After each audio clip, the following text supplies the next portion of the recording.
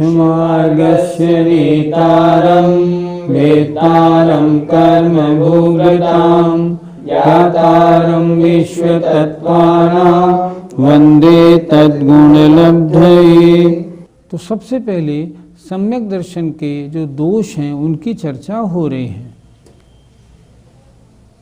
शंका, कांक्षा, विचिकित्सान्य दृष्टि प्रशंसा सम्यक दृष्टेरतिचाराः। शंका, कांक्षा, विचिकित्सान्य दृष्टि प्रशंसा संस्तवा सम्यक दृष्टेरतिचाराः। बोलिए। शंका, कांक्षा, विचिकित्सान्य दृष्टि प्रशंसा संस्तवा सम्यक दृष्टेरतिचाराः। सम्यक दर्शन के 5 अतिचारों का इसमें वर्णन है। वर्णन पढ़ने से पहले हम ये समझें अतिचार कहते किसे हैं। व्रत आदि में दोष लग जाना इसका नाम अतिचार है। ये दोष 4 प्रकार के होते हैं। पहला दोष होता है अतिक्रम। अतिक्रम का मतलब होता है लिए हुए व्रत के प्रति मन में कुछ अनिच्छा का भाव जागृत हो जाना, मतलब मन की पवित्रता का गिर जाना, व्रत के प्रति आदर भाव का गिर जाना, इसका नाम है अतिक्रम। दूसरा होता है व्यतिक्रम, व्रतों की सीमाओं का उल्लंघन कर लेना। अभी छोड़े हुए विषय का सेवन नहीं किया है पर सीमा का उल्लंघन कर लिया।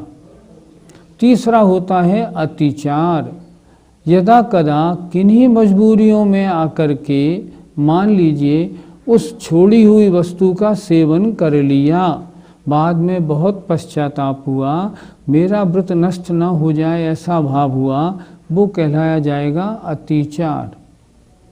और व्रत की चिंता ही छोड़ दी, लिया होगा व्रत हमें कुछ मतलब नहीं, तो इसका मतलब होता है अनाचार। एक उदाहरण से समझते हैं।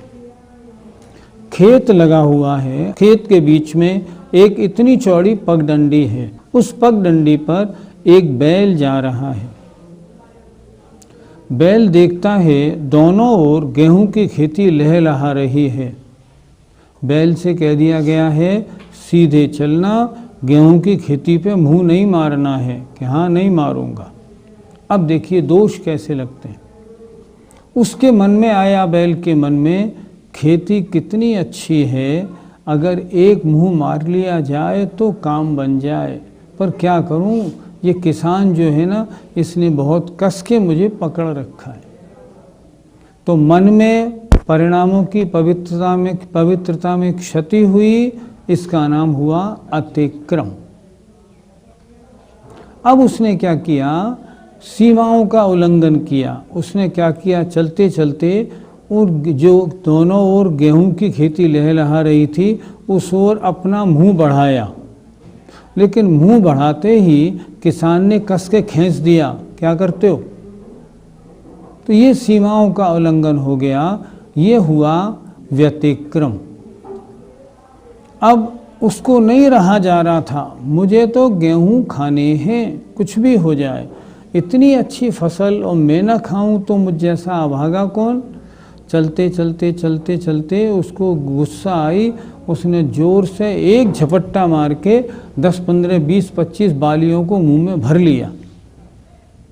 पीछे से किसान ने कोड़ा भी मारा, डंडा मारा, और अब मन में सोचता है पिटाई लग गई, अब मैं ऐसा नहीं करूँगा। तो अतिचार में छोड़े हुए विषय का सेवन हो गया, पर ये भी ध्यान में रहता है कि मेरी मर्यादा क्या है, मुझे मर्यादा भंग नहीं करनी, लेकिन उस विषय का क्वचित कदाचित सेवन भी कर लेता है, लेकिन मैं व्रती हूँ ऐसा ध्यान रहता है उसको। इसके बाद अनाचार। अब उसे गुस्सा आई बहुत ज़्यादा, तो उसने क्या किया, दौड़ के भाग के खेत के अंदर घुसा चला गया और वहाँ जाके खूब गेहूँ खाने लगा। उस पर डंडे किसान ने मारे। उसने कहा कितने मार लो, मैं तो आज गेहूँ खाऊंगा। इसका नाम हुआ अनाचार। अगर हिसाब से देखा जाए तो विद्वानों ने क्या लिखा है, अतिक्रम होने पर 25 नंबर कट जाते हैं। व्यतिक्रम और कर लिया तो 50 नंबर कटे। अतिचार पर 75 नंबर कट जाते हैं और अनाचार करने पर 100 नंबर भी कट जाते हैं और -100% की पेनल्टी और लगती है। तो यहाँ जो वर्णन किया है आचार्य ने, उन्होंने अतिक्रम व्यतिक्रम का नहीं किया, उन्होंने अतिचारों का वर्णन किया है। अर्थात ये अतिचार एक तरह से व्रत भंग के पार्ट हैं, इनमें व्रत का पार्टली भंग हो जाता है, ऐसा इन्होंने लिखा है। तो कौन कौन से अतिचार हैं? तो सबसे पहले सम्यक दर्शन के 5 अतिचार। पहला अतिचार है शंका। भगवान के द्वारा बताए गए सूक्ष्म विषयों पर कदाचित शंका हो जाना। शास्त्रों में लिखा तो है पर जमता नहीं, कभी ऐसे परिणाम मान लो हो जाते हैं, फॉर एग्जाम्पल, तो शंका नाम का अतिचार हो जाता है। कांक्षा, सांसारिक विषयों में कभी आकांक्षा हो जाना। हम तो छोड़ चुके हैं लेकिन होते तो अच्छे हैं, विषयों में देखो आनंद तो आता है, कांक्षा नाम का दोष हुआ। विचिकित्सा, अर्थात मुनि महाराज के पास कभी बैठे हों, वैयावृत्ति आदि कर रहे हों, चर्चा हो रही हो और मुख से कभी बदबू आ जाए तो मुनि महाराज के प्रति अगर घृणा का भाव हो गया तो विचिकित्सा नाम का सम्यक्त्व का दोष लगता है। सम्यक्त्व का अगला दोष बहुत ध्यान से सुनना है, अन्य दृष्टि प्रशंसा। अन्य दृष्टि माने अन्य मत वालों की प्रशंसा, मन से अनुमोदना करना।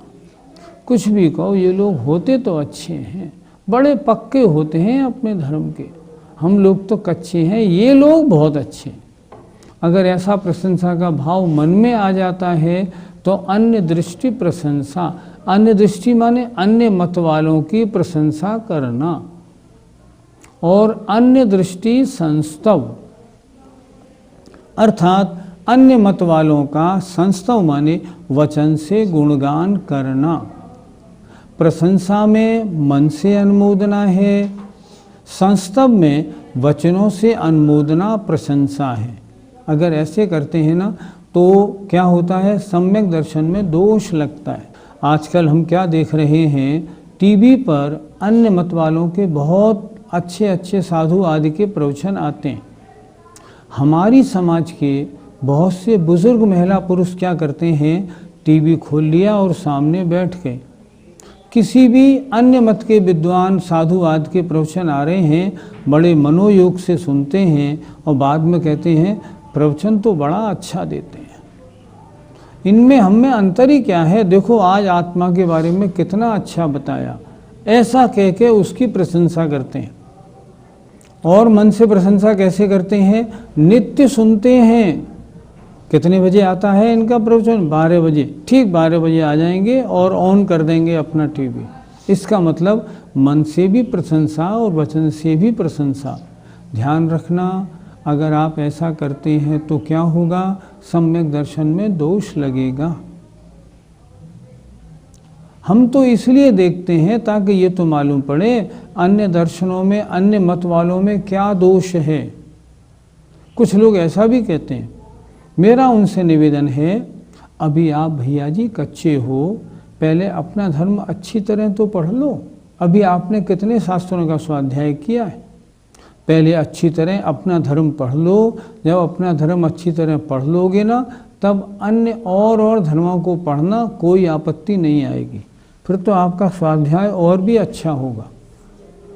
एक बात और है ना, जो अपने में कच्चा है, अगर वो और सब धर्मों के चक्कर में पड़ेगा ना तो खिचड़ी बन जाएगी, काम कुछ नहीं हो पाएगा। ना अपना धर्म पाल पाएंगे आप, ना अन्य धर्म पाल पाएंगे। इसलिए इस चक्कर को छोड़ें। जब तक आप अच्छे परिपुष्ट ज्ञानी नहीं बन जाते हैं तब तक मात्र अपने धर्म के अच्छे सही शास्त्रों का, आजकल अपने शास्त्रों में भी मिलावट बहुत होने लगी है। शास्त्रों में गाथा अर्थ लिखा है, भावार्थ बहुत जगह बदल दिया गया, बहुत जगह तो गाथाओं में ही चेंज हो गया। नहीं, अगर ऐसा है ना तो उनसे दूर रहने का काम। पहले देखें सही शास्त्र कौन से हैं, उन्हीं शास्त्रों का स्वाध्याय करें, अन्य के चक्कर में बिल्कुल ना पड़े। और ये जो अन्य दृष्टि प्रशंसा, अन्य दृष्टि संस्था नाम का अतिचार है, इससे बचें। जरा एक बार फिर देखते हैं। सम्यक दर्शन के 5 दोष हैं, 5 अतिचार हैं। पहला, शंका, भगवान के सूक्ष्म वर्णन में कदाचित मन में ऐसा विचार आ जाना कि ऐसा तो सत्य नहीं लगता। दूसरा, कांक्षा, अर्थात सांसारिक भोगों की मन में कभी कदाचित कभी इच्छा उत्पन्न हो जाना। तीसरा, विचिकित्सा, विचिकित्सा अर्थात मुनि आदि के मलिन शरीर को देखकर कभी घृणा का भाव आ जाए तो सम्यक दर्शन में अतिचार दोष लगता है। अन्य मत वालों की अगर मन से प्रशंसा होती है तो अन्य दृष्टि प्रशंसा, और वचन से प्रशंसा होती है तो अन्य दृष्टि संस्तव नाम का दोष कहलाता है।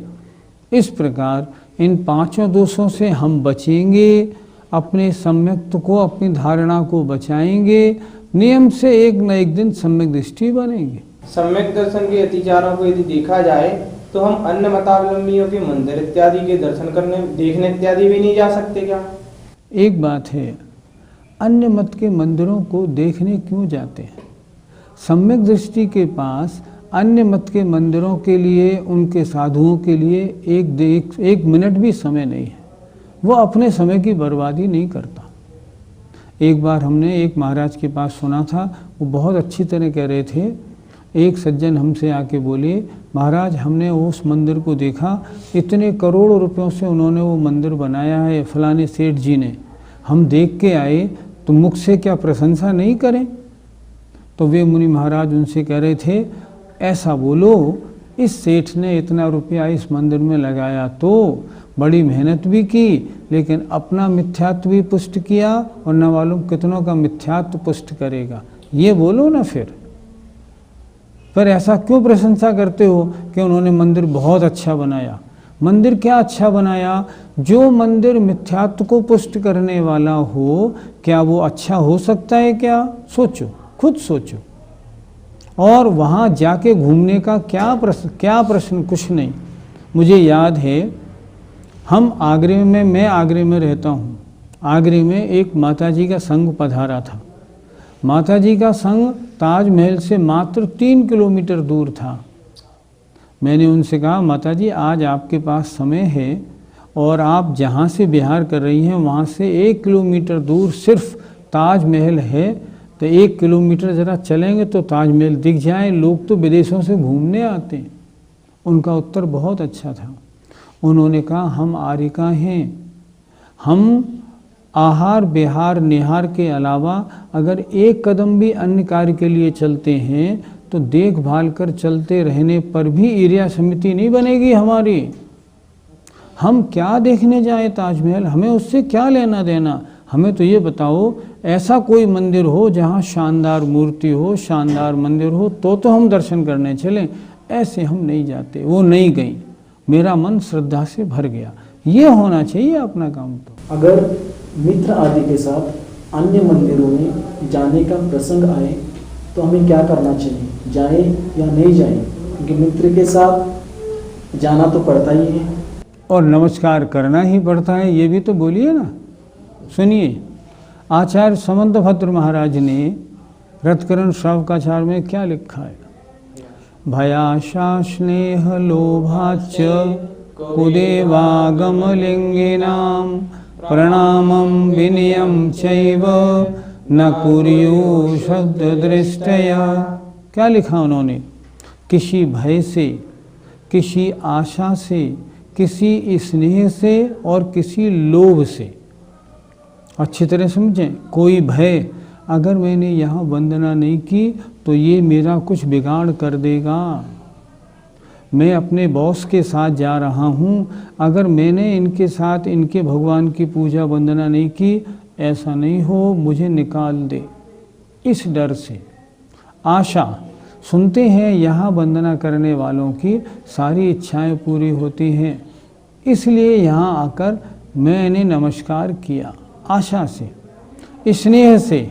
मेरा मित्र है, देखो बुरा मान जाएगा, इसलिए इसके साथ आया हूँ, चलो आज कर लेता हूँ। स्नेह से और लोभ से इनकी वंदना करने से मुझे पुत्र की प्राप्ति, धन की प्राप्ति, मुकदमे में जीत मिल जाएगी। आचार्य क्या लिख रहे हैं?